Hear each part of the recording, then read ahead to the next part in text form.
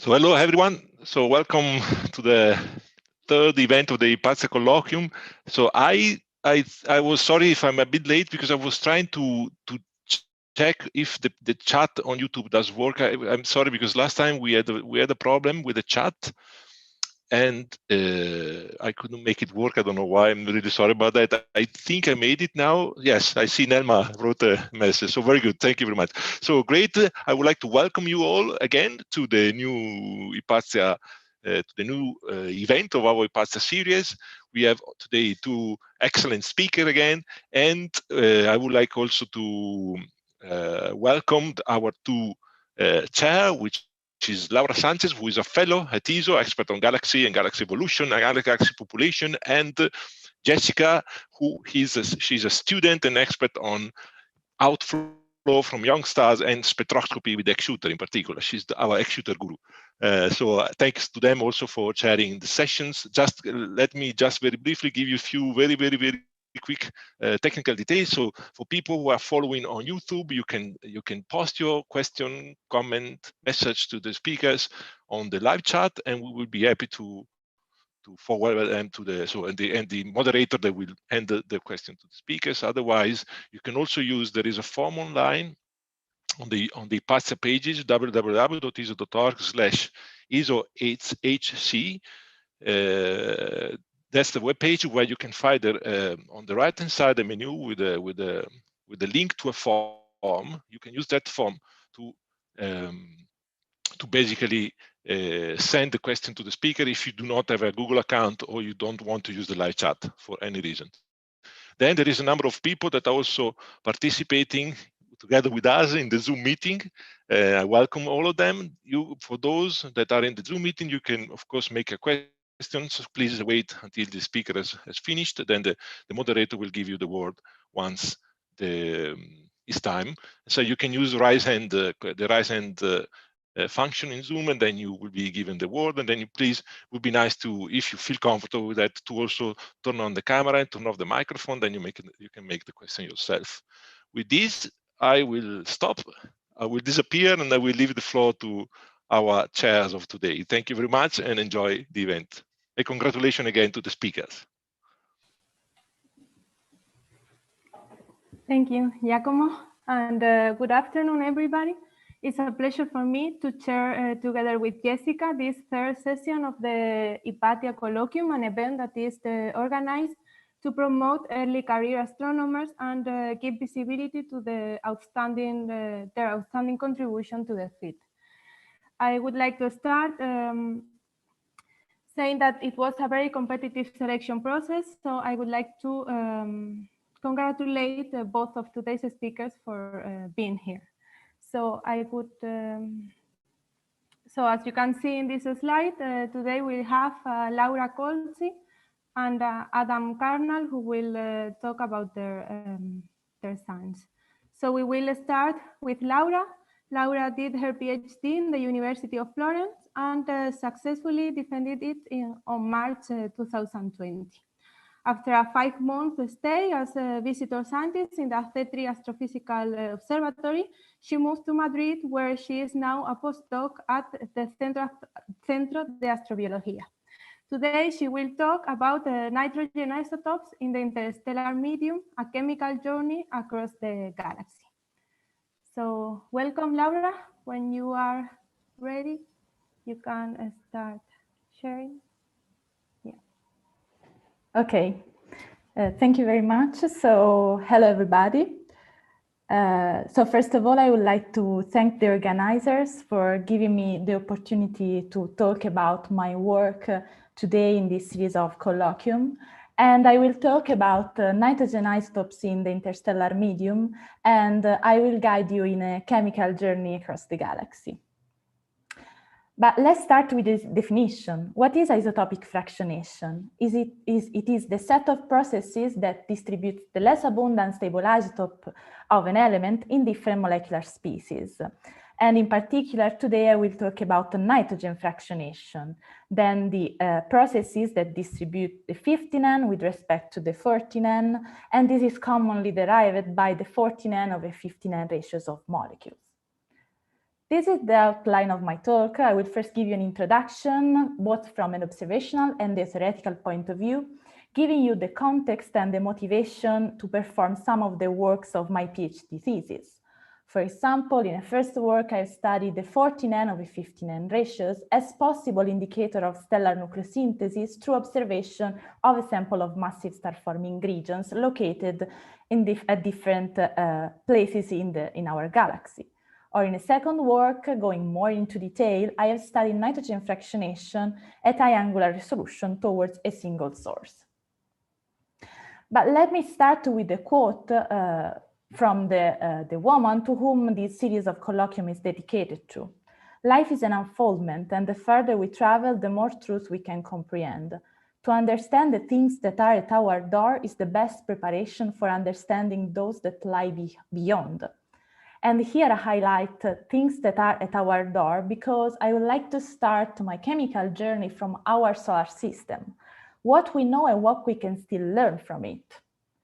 And one of the main tools to study the heritage of the solar system is to study the so-called isotopic variations. In fact, as it is shown in this plot, comets and carbonaceous chondrites in meteorites, here in pink, present enrichment in deuterium and 15N with the values commonly measured for the protosolar nebula, that is the one in which our sun was born. And then there was an alteration of these isotopic ratios during the sun formation. And we wanted to understand what are the processes that cause this enrichment in deuterium and 15N. And in particular, today I will focus on the nitrogen. From an observational point of view, in this plot are summarized most of the 40N/15N ratios observed towards different star-forming regions and from the observation of different molecular species. In particular, in black, the low-mass prestellar cores, in blue, the low-mass protostellar objects, in light blue, the protoplanetary disks, and in orange and purple, the massive star-forming regions. But without going into detail of this plot, you can note that most of these values lie in between the comet's value here in green, that is 144, and the protosolar nebula 40N/15N ratio of 441. And there are also some exceptions to this behavior. For example, for N2H+, where there were found values that are even higher than the protosolar nebula value. But what about chemical models? Are they able to reproduce all of these observational values depending on the different physical conditions that they can present, and also depending on the molecular species? So the authors of chemical models try to reproduce these observations, introducing in their chemical pathways the so-called low-temperature isotopic exchange reactions. Here I give you some examples. These are reactions that exchange one of the nitrogen of the molecule with a 15N and are very efficient in a low-temperature environment because of their exothermicities. In fact, if the temperature is low, the reverse reaction becomes less efficient because it presents a barrier. This kind of reaction are very important and efficient to explain the deuterium over hydrogen ratios observed towards star-forming regions. However, this is not so for nitrogen fractionation. In fact, chemical models are not able to reproduce all of the observed values or the low values of the pristine solar system materials. And then there should be other processes that need to be taken into account in chemical models. For example, recently some authors proposed a different rate for the dissociative recombination of N2H+. They propose, in fact, that the 15N counterpart of this reaction can be more efficient. And then assuming this, they reproduce basically with their model the high 14N/15N ratio for N2H+ observed in the low temperatures environment of prestellar cores, of low mass prestellar cores. In particular, when the carbon monoxide is depleted from gas phase. And this is really important since when carbon monoxide is in gas phase, it is the main destroyer of N2H+. And this was also recently tested by Elena Redaelli and collaborator in observation towards a sample of 6 young protostellar objects. Then with higher temperatures than 10 Kelvin, they found a ratio for N2H+ that is lower. However, these different possible rate coefficients need to be confirmed by laboratory experiments. During my PhD thesis, I gave my contribution in the study of nitrogen fractionation, studying massive star-forming regions, since they probably are the environment in which our sun was born. In fact, there is a growing evidence that our sun was born in a rich cluster containing massive stars, which could have affected the chemistry of the first phases of the protosolar nebula. For example, supernova explosions are require some of the hints found in meteorites, like the 26 magnesium, that is the daughter species of the short-lived nuclei 26 aluminium, which forms during these explosions. And then IMA star-forming regions are the perfect environment to study the chemical heritage received by the solar system. Continuing with this chemical journey, I would like to pose this question. What is the role of the Milky Way chemical evolution in these 49/59 ratios? In fact, the elemental 49/59 is also a good indicator of stellar nucleosynthesis, since these two elements are not originated in the same way via a stellar nucleosynthesis. And in particular, without going into detail, one of the main differences between the two elements is that the 59 has an important production in the nova outbursts.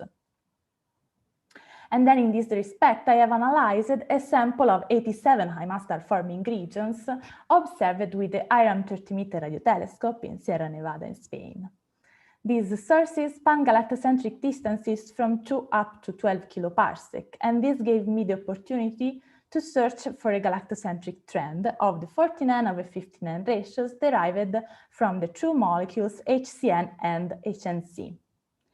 And here in this slide, some results. In the left panel, there are the 49/59 ratios derived for HNC, and in the left panel for HCN as a function of the galactocentric distance.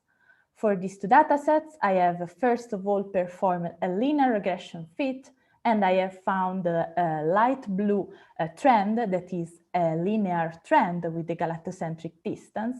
And secondly, I have performed a parabolic analysis and found these two red parabolas. And I will come back to this magenta. Laura, yeah, sorry to interrupt you, but no. I think the presentation is stuck in the slide 6, so we cannot see. Ah, sorry. Sharing, yeah. Now you can see it? No. Okay. Maybe try to stop sharing and start again. Yeah.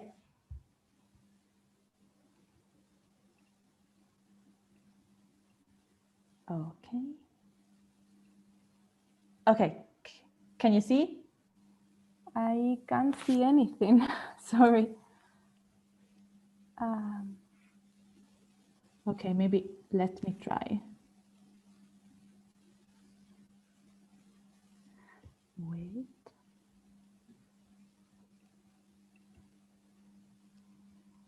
Okay, now? No.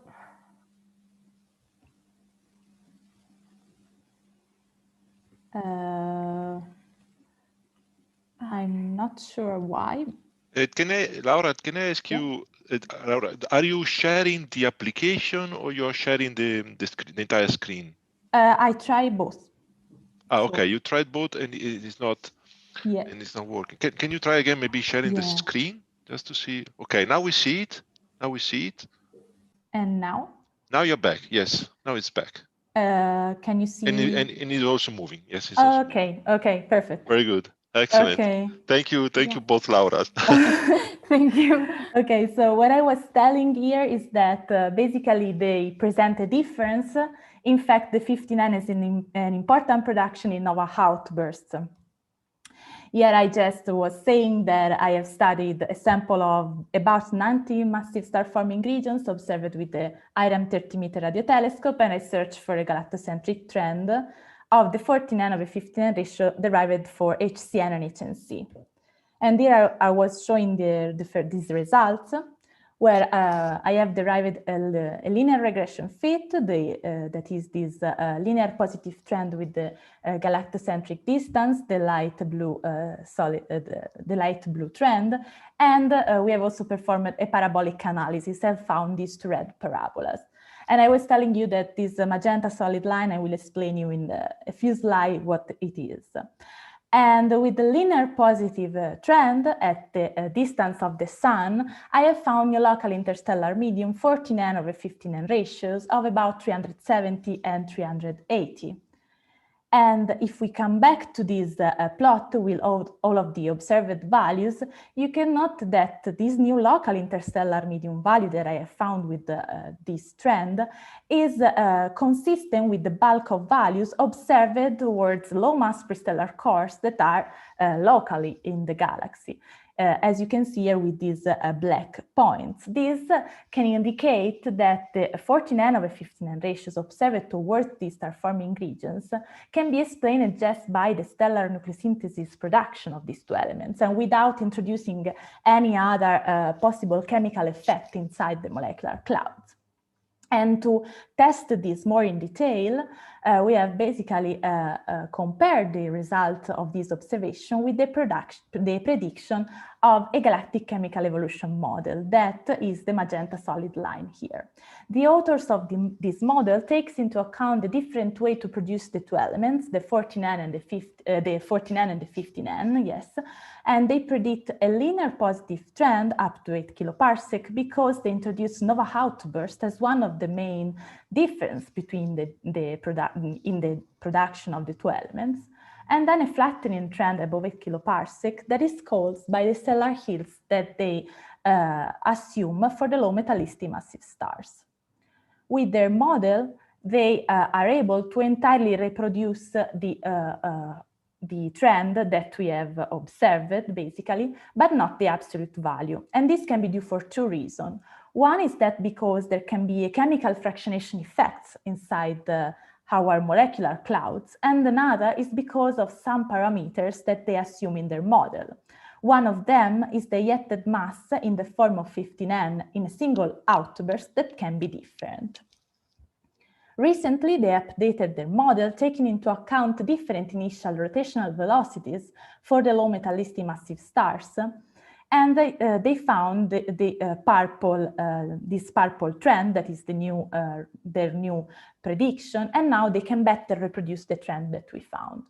So all of these results are telling us that the average observed trend of the 14n/15n ratios can be explained by the stellar nucleosynthesis of the two elements, while the scattering that is present at each distance can only be explained by chemical processes occurring inside the different star-forming regions. And this brings me to the last part of my chemical journey, what we can learn if we go and study the 14n/15n ratio towards single star-forming regions. And here in this work, I have studied nitrogen fractionation of N2H+ at high angular resolution towards the massive star-forming region IRAS 05358 plus 3543. These observations were obtained with the IRAM NOEMA interferometer in the French Alps with the resolution of 3 arcsecond that at the distance of the source correspond to 0.03 parsec. That is the core size, and I will show you in the next slide.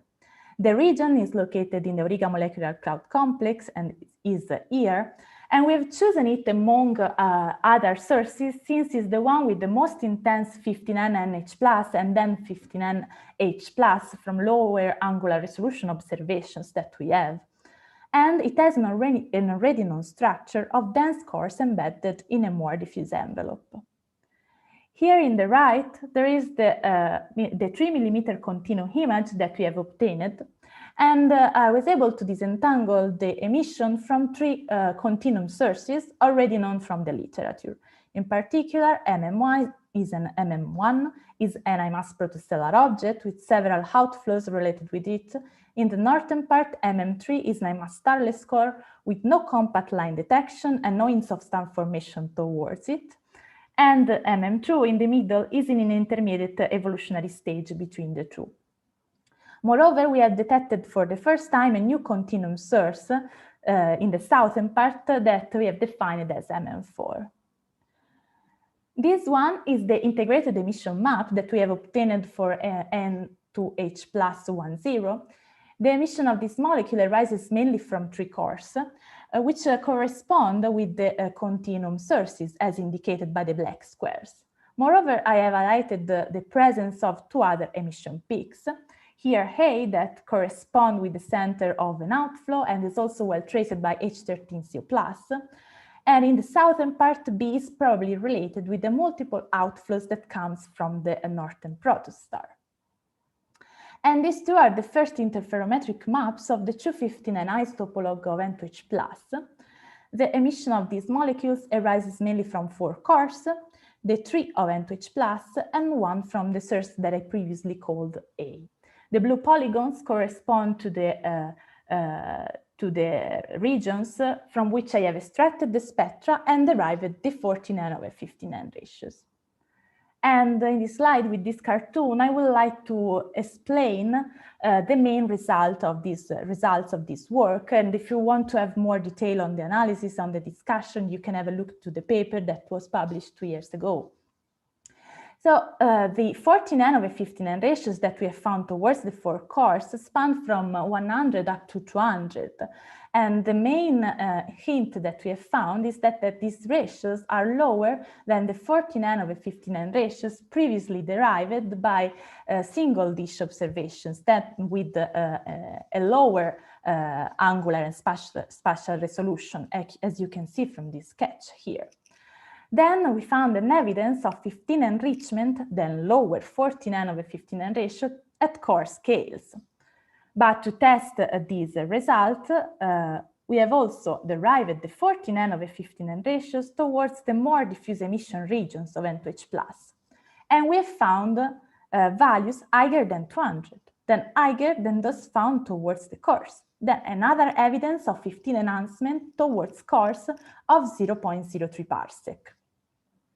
These results can be explained by the chemical model of Furui and Akawa 2018, where they take into account about the isotope selective photodissociation of molecular nitrogen.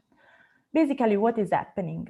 At some radii of the external envelope, the molecular nitrogen stopped to be photodissociated by the external photons because it's optically thick, then it's self-shielded, while the 14N15N molecule continue to be photodissociated. Then these increase the 14N/15N ratio of molecular nitrogen, and as a consequence, the atomic 14N/15N ratio decrease. In the inner dense cores where photon could not arrive, the photodissociation is inefficient, and then we expect that the bulk 14N/15N ratio come back to the initial values. Of course, if no other chemical processes are important in this respect. Now, since N2H+ should follow the chemistry of molecular nitrogen, we expect for this molecule a 14N/15N ratios higher in the external envelope with respect to the inner cores embedded within it. And this is exactly what we have found. Moreover, since nitrogen should follow the chemistry of atomic nitrogen, for this kind of molecule we expect a converse result, then a lower ratio in the external part with respect to the inner ones. And I have obtained now new observations that will test this result, so stay tuned. But here I would like to highlight that this result could be the first observational evidence that the isotope selective photodissociation of molecular nitrogen is important to explain the 14N/15N ratios obtained towards different star-forming regions. And I would like to conclude with some more recent results that goes in this direction. In this work, we have studied nitrogen fractionation of N2H+ towards OMC2 for infrared 4 with the ALMA interferometer. And basically, since this source is nearest with respect to the previous one, we obtain a spatial resolution that is 1 order of magnitude better than in the other source. And here, just to make an analogy, I have basically put it with this red circle, what I previously called a core. And now with this observation, we were able to resolve the nitrogen fractionation inside these cores. And we have found as main result that this ratio is constant at spatial scales lower than 0.03 parsec. Then another hint towards the importance of the photodissociation of molecular nitrogen, since as I explained to you in the previous slide, that we expect that the photons, external photons, could not arrive inside these cores. In this other work, this author studied nitrogen fractionation of HCN towards the protoplanetary disk TW Hydra, and they found, as you can see here from this bottom panel, that they found a decrease of the 40N over 15N ratio towards the central part of the disk. And they state that can be possibly due to the ultraviolet flux from the central protostar, that another hint towards the importance of the isotope selective photodissociation of molecular nitrogen. And this result was also recently nicely reproduced by this model, where they model the protoplanetary disk TW Hydra, introducing also these processes. And they have, in fact, they can reproduce these observations, as you can see with this green line. However, recently, Stefano Facchini and collaborator studied nitrogen fractionation again of HCN towards the planet-hosting disk PDS-70, and they found a converse result with respect to what was found towards TW Hydra. Then a ratio that increased towards the central part of the disk. Then this brings me to this sentence that more observations, more molecules, more statistics, and more dedicated models are needed to put all of these processes together and constrain the observational result that we found. And I will leave with my conclusion, the two main conclusions of the two works that I have presented here. The average trend of the 14N over 15N ratio that we observe across the galaxy can be explained by the production of the true elements via stellar nucleosynthesis. And if we go more in detail, toward studying more in detail a single source, we can see that the importance of isotope selective photodissociation of molecular nitrogen that should be included in chemical models. Thank you. Thank you, Laura, for this very, very interesting and extensive work that you have shown. While the audience think about their questions, I think I'm going to start with one myself. At first, you have shown this 14 over 15 nitrogen ratio across the radial trend for the galaxy. So I was wondering if, have you attempted to study like azimuthal trends, not just like the radial distribution, but how this is distributed in a two-dimensional scale, or is the statistics not enough to perform this kind of studies? So we have done this in the galactic disk. So basically we have, let me see if I have a slide that I can show you. Probably yes. So basically we have studied this across the spiral arms of our galaxy, and we have found that there is no a trend with the spiral arm. So here I do not have a slide, sorry, but basically we also studied, yes, the two-dimensional trend, and through the spiral arms, there is no trend. So basically what is important is the trend with the galactocentric distance. But of course, if we can have more statistics, this could be better confirmed, I hope. Okay, yes. Thank you, thank you. I think that Giacomo has a question, so if you want to unmute yourself. Yes, indeed. Yes, thank you very much, Laura. This is absolutely very, very interesting. Very well presented, actually. Congratulations. I have a number of questions, but I will probably focus on, so it's not my topic, but I was wondering, so you showed that, going back to this scatter in the ratio between nitrogen 14 and 15 as a function of, exactly. So you mentioned that the scatter is due to individual star-forming regions, the differences, right? Did I understand correctly? So I was, does it, so given that what you say later in the impact of the UV radiation, right? So does it mean, so this is, the scatter is very much basically dependent on the environment, basically. Exactly. Yes. Yeah, okay. So this is another indirect way to prove the environmental effect of basically on star formation, if you want, in a sense, right? Okay, yes. First of all, we have to confirm that this is really important. So as I told you, in the last slide, as I showed to you, for protoplanetary disk, this can be very different. Okay, so we need the dedicated chemical models to basically try to reproduce what we observe in each of these star-forming regions. And when we will arrive to this point, then yes, this can be used to, in the future, to prove. But when you say cores, for example, because you have cores of 0.03 parsec, so Yes. this is really, so this, what is the mass of this cores, more or less? Do you know? Oh yes, it's like, I'm not sure, okay, it depends on the star-forming regions, but it's really high, so like 10 to the second, 10 to the third solar masses. Wow, so there's a... you have star formation inside. Yes, you have to imagine a cluster, basically. Basically, exactly, I see. But and then you, okay, well, very interesting. So, and why do you see this upturn in the? Why do you think the result from Facchini? I mean, why do you have this upturn? Yeah, this cartoon just to show you how you can imagine this core. There is a lot of things inside. You can have H2 regions, low mass prestellar cores, what we call cores. And we are observing all of this together, basically. Yes, okay. Yes, of course. Sorry, I interrupt you. No, very clear. No, I just was wondering whether you have an explanation yourself for exactly for that plot.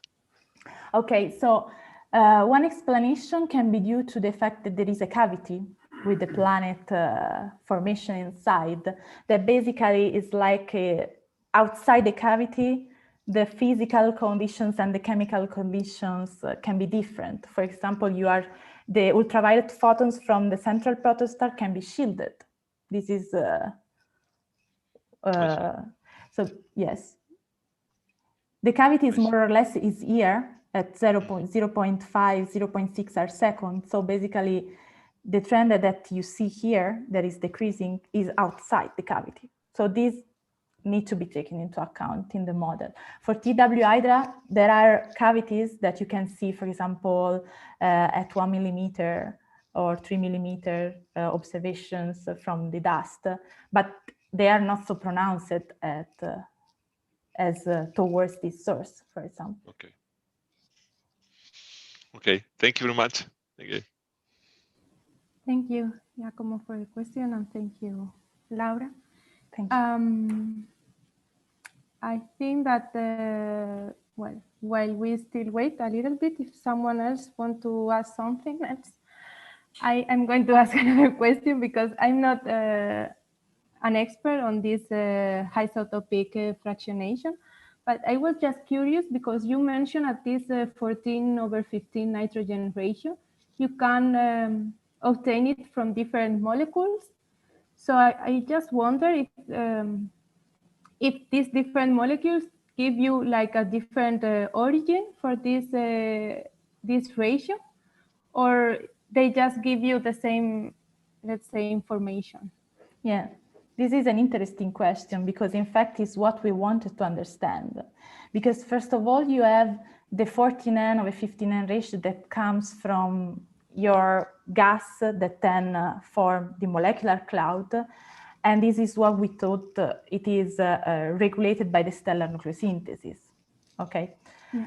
And then you have the molecular cloud that forms, and here you have different molecules. Then at some point, there can be chemical processes. And it's what I was trying to tell you during this talk, that there can be, for example, the isotopic exchange reactions that I presented to you that are very efficient in a low temperature environment.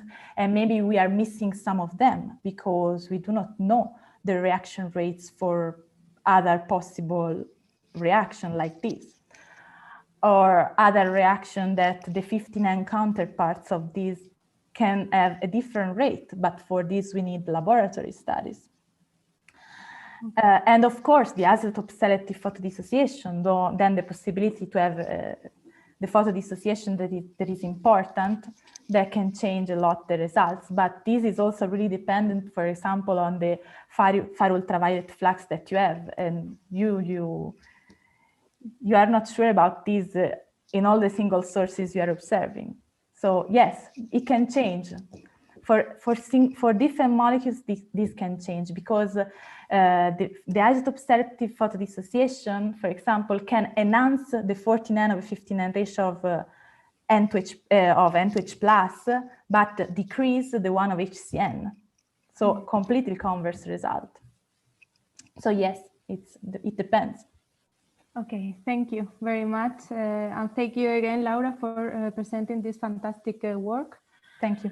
I think that we are out of time, so I will give the floor, the chair floor to Jessica to introduce the second speaker of today. Thanks. So our second speaker today is Adam Carnall from the Royal Observatory, Edinburgh, where he's currently a Leverhulme Early Career Fellow. He completed his PhD in 2019 on the star formation histories of massive quiescent galaxies, which is the topic of his talk today. So just a reminder, you can ask questions, type them into the Zoom or YouTube chats, or ask them live after his talk. So I will give the virtual floor now to Adam, so you can start whenever you're ready. Thanks. Can you see the slides okay? Yep. Brilliant. Okay. Hello, everybody. So I'm going to speak to you today a bit about galaxy star formation histories. And I'll be furnishing the discussion with some examples from my own work, which is largely focused on massive quiescent galaxies, predominantly at high redshift. So before I start, I'll mention briefly that all of the results you're going to see today in this presentation are done using my spectral fitting code, Galaxy spectral fitting package that's called Bagpipes. I'm not going to have a lot of time to talk about that today, but the web link is on this slide if you're interested in more information about that. So just by way of motivation, I'm going to start by talking. Oh no, the slide won't change. There we go. I'm going to start by talking about one of the most important and clearest results that we have in the field of galaxy evolution, which is the galaxy color bimodality. So this is a plot of local galaxies from Sloan. And on the x-axis, we have stellar mass, and on the y-axis, we have this U-R color, which is basically the ratio of light in the ultraviolet to the red optical part of the spectrum. So more ultraviolet light is here down the bottom, more red light is here up the top. And you can see that we have this distribution that has these two foci in it. It's a bimodal distribution. And there are blue, predominantly less massive galaxies, and then there are red, predominantly more massive galaxies, and there's a green valley in between them. So the reason for this, I mean, there are several, but predominantly the most important reason that this happens is that star formation has shut down in these massive galaxies. So while you have star formation ongoing, you have this ready supply of very, very massive, short-lived, blue, hot, and very luminous stars that keep your color blue and dominate the light from the galaxy. But as star formation ceases, these stars very, very quickly die, and you're left with the light dominated by progressively less and less massive stars within the galaxy, which leads to the color first quite quickly and then over time more slowly shifting towards the red end of the spectrum, which gives you this second peak in this distribution at the top. So this kind of result that massive galaxies have kind of done with their star formation is very interesting and important. In the local universe, it's a very clear bimodality. But we want to try and understand why this is happening. This is a really key thing about galaxies in the universe. And so how did this come about? And the main way that we have of attempting to probe this and to understand this is using large cosmological hydrodynamic simulations. And so what that means is we start with the initial conditions at very high redshift in the early universe, and we evolve them forward using these laws that we believe describe galaxy evolution for things ranging from gravity through to gas kinematics and feedback processes, energy arising from star formation and black hole activity. And we attempt to match the results that we see in the real universe for things like this and other important plots like the evolution of the stellar mass function over time and the star formation rate density in the universe over time. And it turns out that we can do a pretty good job of this now. Cosmological hydrodynamic simulations are pretty advanced, and they are capable of reproducing these global demographic properties of the galaxy population, like this color bimodality. But it turns out actually maybe they're a little bit too good. And in fact, we have several different kinds of simulation with different assumptions in them that can all reproduce these demographics. So this is a problem. These simple kind of demographic plots are not giving us a singular solution to galaxy formation. So we need to go deeper. We need to extract from real observed galaxies more information and use that to put stronger constraints on these simulations to begin ruling out models that can reproduce these general demographic properties. And one of the ways that we can go about doing that is by trying to look at individual galaxies. We know where they are now, but where do they come from? How do they evolve through time? And one of the ways that you can go about doing that is by looking at star formation histories. So, come on. So looking at star formation histories, first thing we could maybe think about is just the ages of these galaxies. When did they form the bulk of the stars? So this is the most local example to us of what you might loosely term a massive galaxy. It's M87. It's been made famous recently by being the host of the first directly imaged black hole. And what I did is I found this really nice paper from 2014, which renders M87 as unresolved photometry. So this is the kind of information that we have on the bulk of galaxies that we know anything about in the universe. Much more distant than M87. And it turns out that if you fit a model to this data, as I have here, we can extract a star formation history that looks something like this. And you're going to see a lot of these plots, so worth getting to grips with them. This is star formation rate on the y-axis and time, or the age of the universe, on the x-axis. So what I've done here is I've plotted the median result for the star formation history as derived from the photometry as this orange line, and then the shaded region is the 1 sigma contour. So you can see that there's a pretty significant uncertainty here. We can be fairly certain this galaxy was done forming stars by about 9 billion years, by about redshift a half. But before that, the shape of the star formation history is a bit of a mystery. And this is a problem. We have an uncertainty on the age or the formation redshift, which I'm just calling the average time at which the stars in this galaxy formed, of a pretty substantial fraction of the age of the universe. And that's just on, the first mode of the distribution. So clearly we need to do better than this. And as I mentioned before, the older a galaxy gets, the less the evolution is, which makes it harder to do this kind of thing. So one thing that you can think about doing is, well, let's just go to high redshift. Let's go earlier in the history of the universe and look at younger galaxies and see if we can figure out what was going on with them and where they came from. So this is an example of trying to do that. This is a redshift 1 passive massive galaxy from Carnall. I've just done the same thing here. I've fitted a spectrum and I've extracted the star formation history. And this looks nice. It's much more constrained than the previous example that I was looking at. But so what I've done here is I've used an exponentially declining star formation history model, which is a very common assumption in this field. But it turns out, you can use other models if you want for functional forms for the star formation history. And if you do that, use maybe a double power law model, for example, you get a completely different answer, while still being able to fit the observed photometry, the blue data points that you can see at the top there pretty well.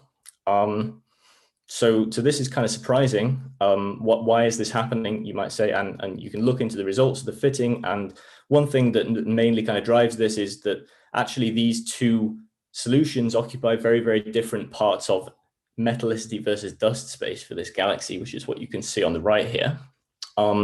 So this is a very well-known age metallicity dust degeneracy in galaxy spectral shapes. And it kind of removes any ability that we might have to say with certainty what the star formation histories are, unless we can separately get a handle on the metallicity and the dust content. So this is a problem. And these two fits, the red and green lines, they're statistically indistinguishably good fits to the data that we have. But you can see they do differ from each other. They are not entirely on top of each other. And that suggests that if we can extract more data on these galaxies, if we can get spectroscopic observations at much higher resolution with good signal to noise, we could distinguish between these two scenarios. So this is what I've been working on trying to do, and in particular, I work as part of something called the VANDALS survey. And VANDALS is a recently completed ESO public spectroscopic survey. It was done with the VMOS instrument on the VLT. And just this month, we have had our final data release, DR4. So please, if you're interested, go and check that out on the VANDALS or ESO websites. And Garilli et al. 2021 is on the archive, the final data release paper. So what VANDALS is a survey, spectroscopic survey designed to extract high signal to noise data for high redshift galaxies, and to use this to do much more detailed studies than you can do with photometry by individually constraining physical parameters. So the majority of these are star-forming galaxies at redshift 2.5 and above, but I focus on this subsample, which is massive quiescent galaxies at redshift 1 to 2.5. And just to give you an example of the data here, what I've done is I've stacked 180 of these objects, which totals more than 7,000 hours of exposure time. And you can see the data quality here is absolutely unbelievable. All of these little wiggles are real. They're not noise in the data. They are telling us something about the makeup of the stars that go into this galaxy, and we can extract physical information from them. So let's do that. How do we do that? Well, this is just one object. You can see that the data is still amazing just for individual objects. We don't need to stack these things to learn about them anymore. So this data, it has a lot of information in it, but it also has some problems. It has issues. For example, you can see some big spikes and bumps and wiggles. Some of these are real. Some of them are noise. They're caused by skylines. There's also the kind of perennial problem of spectrophotometric calibration. It's very, very difficult as a function of wavelength to calibrate these data properly. And when you have faint sources, the sky subtraction is also a real challenge, trying to get the sky noise out of these spectra and just leave you with the signal from the galaxy. So one thing I worked on a lot during my PhD was trying to do this well, and to come up with a methodology that takes into account all of these uncertainties properly. So the first thing that we can do is mask a few of these spectral regions that we think are particularly dodgy or that we don't understand very well. And I then fit this model through the data. And this is a sophisticated stellar population model with a complex star formation history. It also has a very flexible dust model built into it. It has free metallicity, all these kinds of things, all with this bagpipes code. But in order to actually get it to match the data this well, and I think you'll agree that it does match the data very, very well, we've had to include these flexible empirical models to take into account these issues in the data.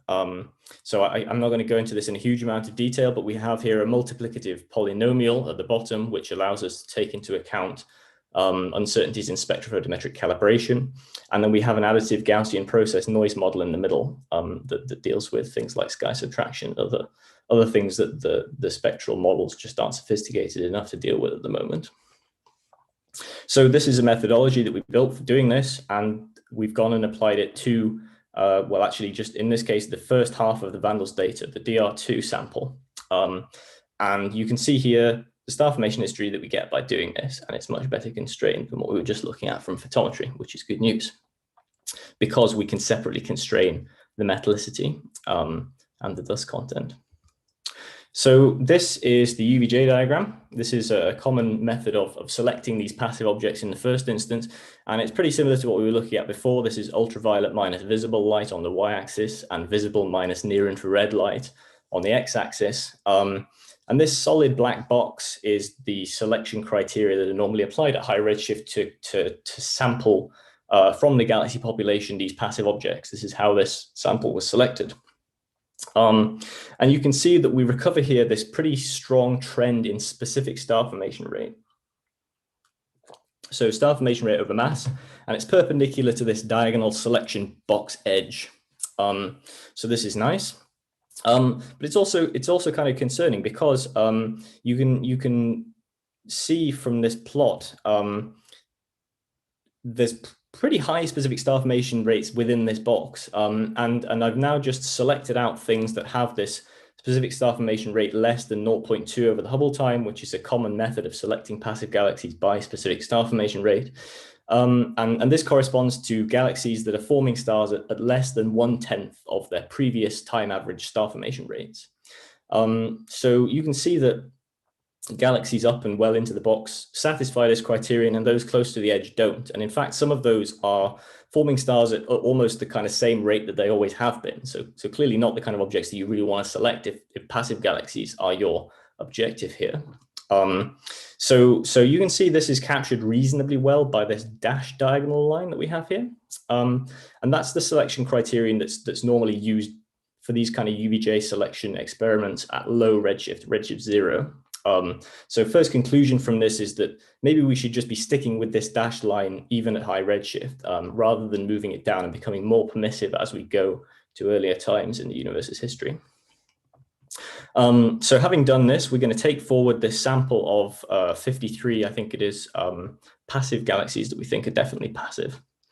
And just to show you the difference here in the stacked spectra, you can see the green ones, they have this kind of younger and more star-forming shape to them, whereas the red one is much more passive and older looking. And I've also stacked the MIPS 24 micron detections for the green sample, and you can see there's no corresponding detection for the red. This is basically dust heated by its star formation activity that you can see. So another cool thing that we found on this diagram was that there's a pretty clear trend in the same direction as specific star formation rate with dust, with the absolute V-band attenuation. And this is exciting because it implies a correlation between AV, dust attenuation, and specific star formation rate. And you know, so people want to use this UVJ diagram increasingly nowadays, I think, as a kind of a tool to try to understand the evolution of these galaxies and to try to get a handle on where they're moving from and to, and what's descended from what kind of object.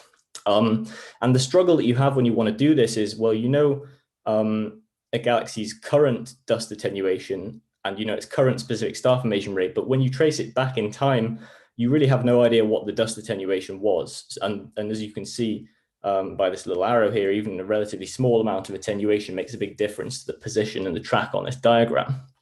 So what we did is we assumed that specific star formation rate and dust followed this relationship that you can see. We plotted one against the other and fit that.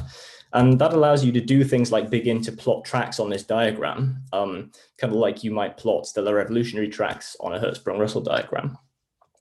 And you can see here just one quick example. There's more in the paper, but this is a high redshift, early fast quenching galaxy. And you can see that this track that we predict for it, it passes through this blue box in the bottom here. And that's a box that's been used previously to select post-starburst galaxies, which are recently rapidly quenched objects. So it's a success of this model that it predicts that rapidly quenched objects go through this box, whereas those that quench more slowly, they don't do that. They just move kind of perpendicular to the line onto the sequence and then passively age up to the right, which is a well-established result from a few other papers in recent years. So this is kind of what I started talking about for these 53 properly passive things. This is formation redshift or formation time versus mass. And you can see, we see like a hint of this downsizing relationship here, which is again well established. It's that the oldest galaxies tend to be the most massive ones. And there's not a huge number of objects on this plot, and the scatter is pretty big, but you can start doing comparisons with simulations if you want to. These are redshift 1 predictions, so averages for the illustrious TNG and SIMBA simulations. And you can see that we're doing a reasonable job with these simulations of reproducing these data. It's a little bit early, I'd say, to, I guess, start trying to refine simulations to try to match these predictions, match these observations, given how few of them there are.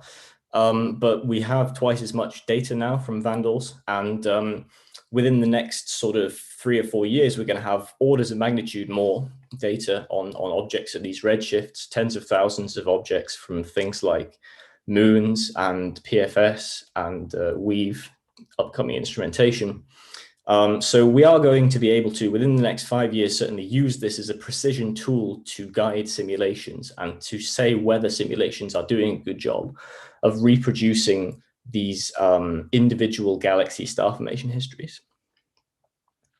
So next thing I'd like to talk about, final thing in fact, is this particular object way down here. This is one of the it's the oldest object in this half of the Vandals data. It's at about redshift 1, and you can see we think it formed at about redshift 6, about 1 billion years after the universe began. So this is the data for this object. This is the model we fit through the data, and this is the star formation history that we infer for this object. So you can see we're actually kind of back in the same position with this object that we were in originally with M87. We know that it formed a long time ago, really, really early on. But more than that, it's quite difficult to say. It's almost certainly quenched by redshift 3. But what it did before that, when exactly it formed, is tough to say just from these data. And this is important because another thing that you can do to kind of interrogate these simulations is say, well, how many really, really big, massive early on galaxies does it predict? And does that match with what we think we see in the real universe? So if we're not going to get that information out of this kind of experiment, then we're going to have to go to higher redshift. Track down these kind of objects at an earlier point in their evolution and learn more about them. So this is what we attempted to do in a 2020 paper. And what we did is we took the Candles, UDS, and Good South fields, because they have the deepest ancillary K-band data available, and we tried to select out these things by fitting with bagpipes. And this is just an example of an object at about redshift 2.3. And we have this probability distribution for the redshift and the specific star formation rate. And then we have this dashed line criterion in the bottom right panel for quiescence. So this object is the bulk of the posterior says that it's quiescent, but there's still a substantial chance of it being star forming above this threshold that we define. And then we have this subsample. So there's 150 objects that we think are probably passive. And there's a subsample of about 60 that we have pretty good evidence. 97.5% of the posterior corresponds to passive galaxies. So this is photometry, and it comes with all the problems that I was talking about earlier. So it's difficult to learn the star formation histories of these things, but you can kind of go roundabout at it. So this is the UVJ diagram again, and you can see in these redshift slices 2 to 3, 3 to 4, 4 to 5, you have lots and lots of objects at the most recent redshift slice, and then going back in time, you have fewer, and they move downwards towards these younger ages that I was talking about before. So this is what you would expect, given that you're moving earlier into the universe's history. But even if we can't do a really good job of getting individual star formation histories for these things, we can use the population properties to try to put some constraints in place. So this is the oldest galaxy, the reddest galaxy inferred as the oldest in these 3 redshift slices. And we can try and fit models that predict, star formation histories that predict the positions of these objects at the relevant redshifts. And this is a model that does a pretty good job of that. So you can see the track with time and the predictions for the redshifts that these objects are at. And you can see it forms at about redshift 6.5, and it quenches at about redshift 5. So we think there's evidence for these kinds of objects really, really early quenching, just almost within the first billion years. But we're yet to prove it with direct high signal to noise spectroscopic observations. These are 6 of the highest redshift candidates from this paper, firm candidates. And luckily enough, one of them has a Vandal spectrum. This is a 80-hour spectrum taken with VLT VIMOS for this really interesting object about redshift 3.5 or so that we think is passive. And disappointingly, it looks a little bit like this. It is an extremely faint, noisy spectrum, even with an 80-hour exposure time. And this is just kind of to highlight the fact that this is really, really hard. These things are super faint. They're a very long way away. And there's a hint of a Lyman alpha line, but it's very faint. It gives us a provisional redshift. But more than this, with ground-based instrumentation, we probably aren't going to be able to say, apart from for maybe a few of the brightest things about redshift 3. So, I mean, probably what's going to solve this is James Webb. It's the case for many, many aspects of astronomy, but it's kind of hard to overstate just how important James Webb is going to be for this kind of science. And this is an example of that. So on the top here, we have a photometric constraint on the star formation history of a galaxy at about redshift 4.5 that we think is a passive galaxy. And there's pretty good evidence for this object. It has a preliminary spectroscopic redshift, just like the one you were looking at just then. But you can't tell if it went off with a bang in a kind of sub-millimeter galaxy type event at redshift 6, or whether it just formed very, very gradually across the whole of the first billion years. And these are the kinds of questions that we really want answered. So the bottom panel here just shows you a 5-hour near-spec spectrum of this object, and you can see it's exquisite. There's huge amounts of signal to noise, lots and lots of features to do this spectral fitting kind of analysis with. And what I've done is I've taken this SMG type star formation history to make this model, and you can see that we recover this very, very accurately with this simulated near-spec data. So as and when we have James Webb, these kinds of observing programs will tell us when the first galaxy is quenched, and that's going to be transformational for our understanding of the extremes of galaxy formation at the highest masses and the earliest times. So I think that's basically everything that I had to say. I put a few random thoughts on this last slide, takeaway, but I'm not going to go through them. So thank you all for listening, and I will happily take any questions that anybody has. Thanks. Great. Thank you, Adam. It was a great talk. There's already some questions coming in the YouTube chat, so I'll start reading them here. So the first one is, can the observation at the rest frame mid-infrared and far infrared bands help to distinguish the metallicity versus age degeneracy? Good question. This is really not something that I know a huge amount about. So there is metallicity information in ALMA data, things like that. How practically how good it is at distinguishing these kinds of parameters, I don't know. But obviously you're kind of limited to relatively small samples, and we want to do better. We want tens of thousands of objects. So I think that the optical is probably where we're going to have that in the next few years before the mid-infrared, although I stand to be corrected. Cool. And the next one from the YouTube chat is, does the SED model assume a closed box secular evolution scenario, and how do mergers and satellites influence the results? Presumably that's for metallicity evolution. And the answer is it does not. It just assumes a constant metallicity throughout the star formation history of the galaxy. This is an obvious room for improvement. However, we're already fitting 15 parameters when we do these fits, and the limits of the computational algorithms that we have for doing that are kind of being reached. So yeah, Camilla Pacifici in particular has this kind of metallicity evolution model that's motivated by simulations, but then if your eventual aim is to compare against simulations, perhaps you're into a slightly circular argument. So I'm looking to kind of improve on this in bagpipes, but I'm yet to see the kind of way that I want to go with it. And I was sure I had something to say about the second half of the question, but I've forgotten what it was. It's how do mergers and satellites influence the results? Right. They could, and they do. And the star formation histories that we derive are the sum of the star formation histories of all the progenitors. And that's something that you have to think about. Great. So we have a question here on Zoom from Paula, if you want to unmute yourself. Yeah, hi, hello, Adam. I have a question related to the extinction curves. So how much of your results are affected by the choice of the extinction curve that you are assuming for every spectrum? And are you also assuming different extinction laws according to the galaxy? So the extinction curve that goes into this, this particular paper, the first of the papers that was about the Vandal sample is the Charlot and Fall model from 2000, or it's based upon that. So it's a power law, and we have a variable slope that we fit in tandem with all of these other parameters like the star formation history and the metallicity. So the curve shape is variable, and there's a pretty loose prior put on the slope. And the idea there is to marginalize over the possibility that the extinction curve could be different to, say, Calzetti or something like that. These priors affect the results.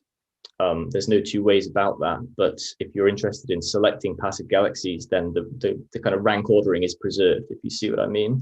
The most passive galaxies under a Calzetti are the most passive galaxies under SMC, but it does shift all of the specific star formation rates around if you make these kinds of assumptions. And we have another question from Maria, if you want to unmute yourself as well. Hello, can you hear me? Yeah. Yeah. Hi, Adam. Thank you very much for this very interesting talk. I started reading your bagpipes and hopefully use it for my projects. Although my spectra are not of very good signal to noise, but I thought maybe I can ask you about that masking technique that you did. And I will say, so thanks for having that bagpipes software. I have two questions. One is just trying to understand your talk, so bear with me if they're basic. In the beginning, you had two diagrams. One was, I think, flux versus the wavelengths diagram, and then age of the universe curves versus like star formation rate. So I am not, I don't know yet how do you make that leap from the flux versus, from the spectrum into the star formation rate at different points in the Yeah, so the data in the top left panel here is fitted with these models that include, the star formation history and the dust component and emission lines and all kinds of stuff, IGM. And then once you have these results for the parameters of the star formation history model, you can take those parameters and use it to construct what the functional form looks like in the space at the bottom. And then you do that for all of the points that make up the posterior in the Bayesian sampling algorithm. And then you take the median and then the 16th and 84th percentiles in the y-axis at each time step. So it's a useful projection. I think it has some things that could be improved. For example, there's no hint of the correlations. You don't see how related the star formation rate at 4 gigayears is to the star formation rate at 3 gigayears, and that's important information that isn't captured. But yeah, for getting an idea of the kind of constraint that you have on the star formation history, I think is useful. But this is something that's kind of constructed with the fitting results. It's not something that exists at the time that you do the fitting. Okay. Can I ask another question? For me, yeah. Okay. Maybe you already mentioned it, and I'm sorry if I missed it. So I was just trying to understand why you were focusing on this group of galaxies, the slowly quenched galaxies. Did I catch it right? And because why that group, and then how confident you are at those redshifts? I got confused where you got those redshifts, because the group is from 2 to 5, I believe, redshift interval. So where in the high redshift sample at the end, yeah, redshifts 2 to 5. The upper limit is just set by the fact that we don't have any candidates above that. One of the main reasons for that is that the Balmer break goes through the K-band and into the IRAC channels, and the data just becomes very, very difficult to distinguish. You don't get detections below that. And redshift 2 was just something that we chose because 2 and above is where the real uncertainties still exist, I would say. Okay, but if you have a redshift, let's say redshift 4, you are pretty confident within reason that it is redshift 4, or? Yeah, I mean, it varies on an object by object basis. One of the things that we get out of this kind of Bayesian sampling is a full posterior distribution for the redshifts. And, some of them are pretty broad. They have multiple peaks, and those are the less confident ones that I talked about. But some of them, the data is high enough signal to noise, and it's constraining enough that you can localize the photometric redshift pretty well. It tends to be the least dusty objects, just because that is an additional uncertainty where, you know, if there's dust, it could be hiding more star formation rate, or there could be less dust and less star formation. But a few of the most kind of interesting key candidates we have spectra for, and they are good enough to get a pretty good hint of the redshift from. And so, you know, when you take previous analyses that have looked at the same objects, add it to our photometric redshift posteriors and tentative evidence for the spectra, the redshifts are pretty well constrained for a few of these things. The question is, what are the star formation rates? And that's something that we're only really going to have a very, very good handle on when we have James Webb spectra. Cool. Yeah, very interesting. I'll read your papers. Thanks a lot. Thanks. I have more questions, but I'll be quiet. I'm happy to receive emails. Okay, cool. Thanks. Great, thank you. I think we're running out of time now. So if Giacomo or Laura want to say anything maybe before we close. Well, yes, thank you very much. First of all, congratulations to the speakers again, to Adam and Laura. Very, very beautiful works and a lot of interesting science, of course. So thank you again. Thank you also to Laura Sanchez and Jessica for chairing very, very perfectly the session. Thank you very much for your help. Yes, we close the session now. I want to remind to people, as was mentioned at the end, of course, you can contact the speakers. You will find the material like the CV and the contact on the Hypatia web pages. On the program page, you can click on the title of the talk, and then you will be able to download the PDF, including everything about the speakers. Also, the video will stay on YouTube, and you will find the link on our program page. Just to conclude by saying, the next week we won't have the Hypatia Colloquium. We start again in the beginning of March, but we will have the famous and beloved Cosmic Duologue that you might know about. The next Cosmic Duologue that will be on Tuesday at 3 will be about open science, and the title is Open Science in Astronomy, Why Should We Care? It's a very, very important topic, I would say, especially today, because there are changes coming that are already starting. So please join us for the duologue, and then we are back with the Hypatia again in March. So thank you very much again, and see you next time. Bye bye. Thank you. Bye now. Bye. Bye. Thank you. Bye. Thank you.